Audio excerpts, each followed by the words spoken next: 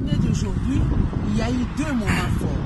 Le premier moment, c'était les éléments de la défense pour récuser les jugements. Il s'est agi d'une discussion autour de la fiabilité des éléments de preuve apportés par l'accusation.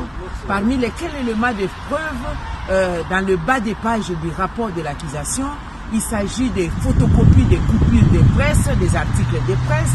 Il s'agit de certains éléments documentaires qui n'ont pas subi la certification ou l'authentification.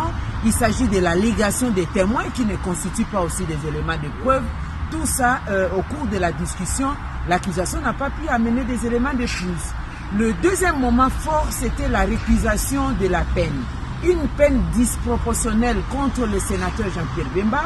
La peine maximale était de 18 ans, alors que dans des cas similaires de jurisprudence, il y a eu environ 54 commandants qui ont participé à l'action, qui ont été poursuivis sur pied conforme de l'article 25 du statut de Rome sur la responsabilité pénale individuelle. Dans la jurisprudence de la TPIR, le tribunal pénal international du Rwanda et le tribunal pénal international de la Yougoslavie, vous avez des cas de commandants qui, pour des peines de pillage, de manière systématique sur de grandes échelles, et il a été fixé 2 ans d'emprisonnement. Alors que pour le cas du sénateur Jean-Pierre Bemba, 16 cas de pillage qu'on n'a pas certifiés en termes de preuves, comme je vous ai dit, on a requis 16 ans.